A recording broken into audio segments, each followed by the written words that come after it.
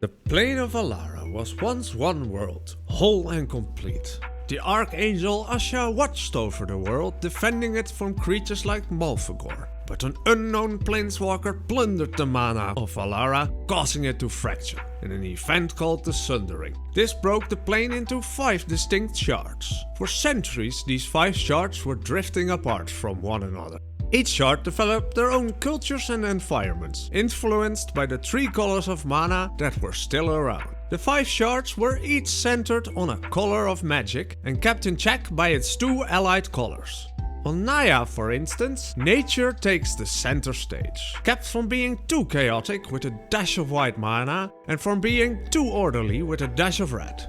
The absence of blue and black mana means that there's neither a natural progress nor a natural life or death. Eventually, the 5 shards stopped drifting apart and moved towards each other again on a collision course.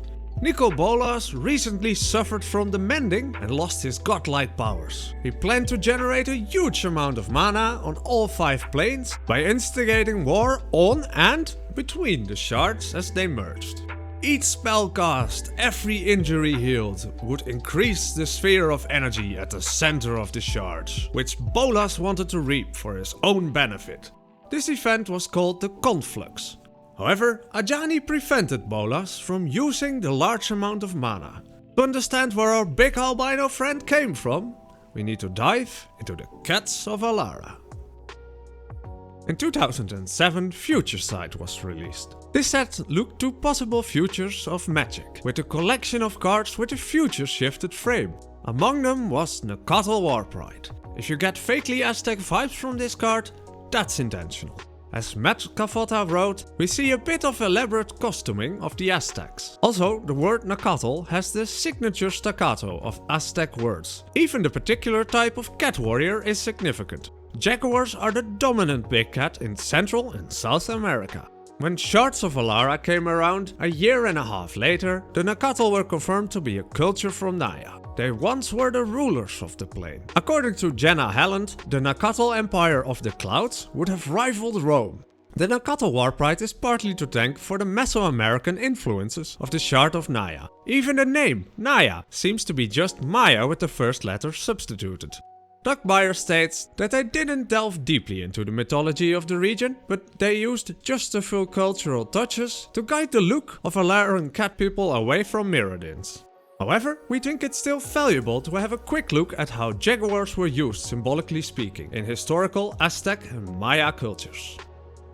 Chapter 3 of the book Icons of Power is titled The Lord, the Ruler, Jaguar Symbolism in the Americas. In it, Elizabeth Benson categorizes the jaguar into 7 categories of symbolism.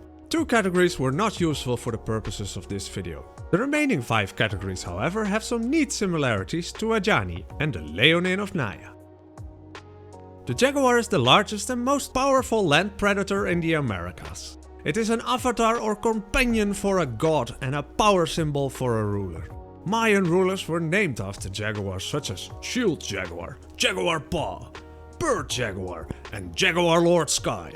The Nayan Leonin are the de facto rulers of their plane. They are taller and stronger than humans and elves. Leonin are able to hunt the biggest prey and bring it down. The leader of Ajani's pride is his brother Jazal. He tries to reunite all Leonin together again. While Ajani is reluctant to return to Naya, he is an inspiring leader to other planeswalkers. The word jaguar is seemingly derived from jaguara, a word from the South American language family Tupi-Guarani. It means the wild beast that can kill its prey in a single bound. The jaguar is to be feared. It can function as both protector and destroyer. The Aztec had a military order named Jaguar Warriors, and the jaguar itself was a devourer of people. For the ancient Maya, the jaguar was a symbol of war. Ajani fills this role. He's a destroyer in Ajani Vengeance, killing creatures and even sporting the sole instance of targeted single-player Armageddon in the game. Later in the story, he is more of a protector, boosting teammates and finding new ones. The manuscript Popol Vuh deals with the history and mythology of the Kichi people. It notes a room in the underworld named the House of the Jaguars. Mayan gods with jaguar attributes are underworld gods. The jaguar god of the underworld is a common image on Mayan shields. Jaguars sleep in caves and crags, which are seemingly connected to the underworld.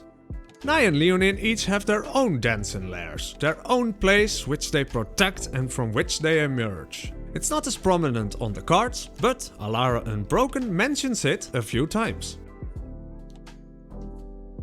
A jaguar sometimes hunts out of trees, which connects them to the upper levels of the world. Its roar is the voice of thunder for Highland Maya. The jaguar is the night sky going by its spotted coat and nocturnal activity.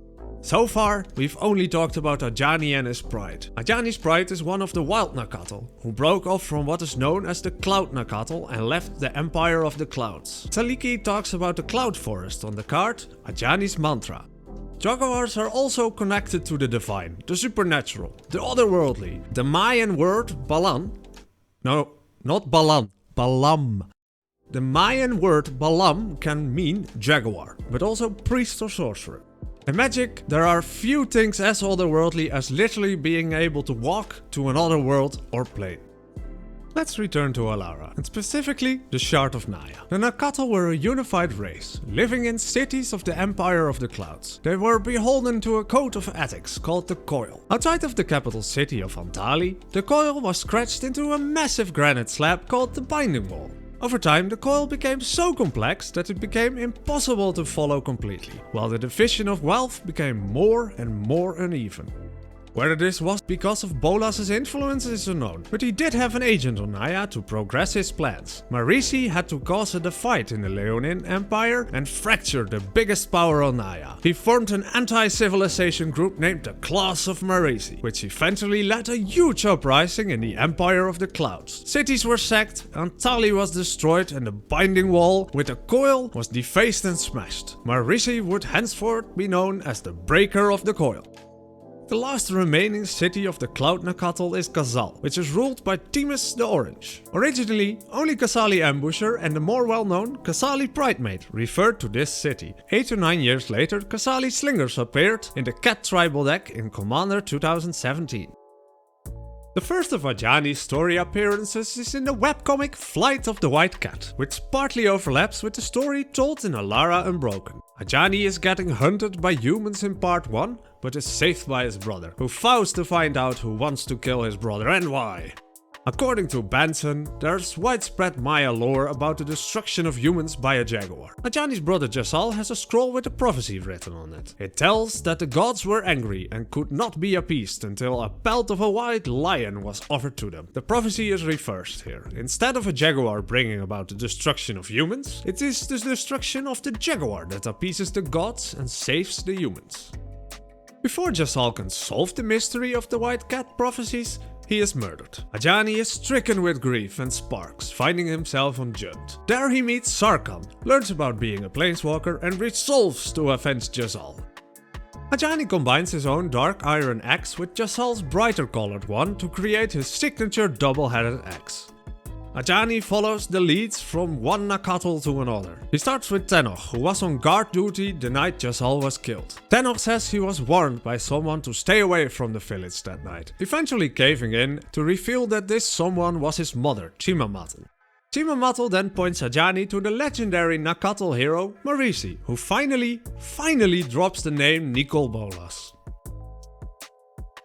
As the conflux nears, the journey of 3 Leonin converge on each other.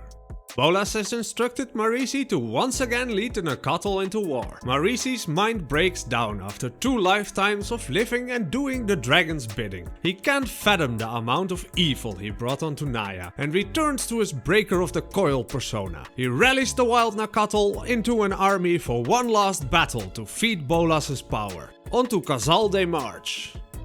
One Leonin from Ajani's pride rejects Marisi, however. Saliki was a childhood friend of Ajani and Jazal. She races to arrive first at Jazal, risking death just by arriving at their doorstep. Using magic, she manages to kill Marisi and talk his army out of fighting with their own kin. Ajani arrives and Saliki confesses to him that she was the reason Jazal is dead, even though she was misled into thinking that what she did was harmless.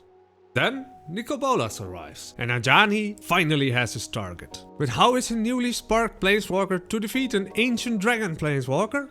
Jazal posthumously helps Ajani, telling him he always brought out the best in others. So Ajani brings out the best in Bolas, creating an avatar of the dragon. The two dragons are perfectly locked in battle, each one anticipating the moves of the other. And then, in a flash and a bang, both of them disappear, leaving the plane of Alara. In the aftermath of the conflux, Ajani tells Saliki that he's leaving. Not the Pride or the jungle, but the plane. The elders of his Pride offered him leadership, to become a Ka. He abdicates it to Saliki, instructing her to work towards peaceful relationship with the elves and the Cloud Nacatl. Let's quickly touch upon Ajani's Interplanar adventures. This is far from complete and we omit a lot here because its relevance to the main topic, the Cats of Alara, diminishes. In his journeys across the shards of Alara, Ajani met Elspeth on Band. Here Ajani sees Leotau. He first tries to talk with them and then pities them for being saddled and harnessed. Leotau are Band's versions of horses, substituting their cat claws with hoofs. There are three distinct named species of Leotau: the white Oristil, the golden Murpha and the calico Grom. There is even an undead Leotau on Grixis, hinting at Leotau being more widespread than just Band. After the conflux, Ajani sets out to find Elspeth again. Eventually he finds her in the fighting pits in Urborg on Dominaria. He delivers Elspeth her sword and armor before leaving her again. Eventually, Ajani sought out Elspeth once again. He finds her on Tyros and together they slay the god Xenagos. Heliod then kills Elspeth, once again sending Ajani on an intense emotional journey. Just like with his brother's death, Ajani incorporates something from Elspeth into his attire, her cloak. In Release, one of the best magic stories ever, Ajani goes to Kamigawa, to Tamio's house. He comes to mourn and breaks down in tears while Tamio's children, including Nashi, emotionally support him. Ajani learns of the crimes Tesseract committed towards Nashi's town, setting it ablaze, burning the Nasumi alive. He vows to hunt him down, which leads him to Kaladesh. There he rescues Chandra and Nissa from a deadlock trap. He quickly becomes a member of the Gatewatch, later followed by Teferi and Kaya.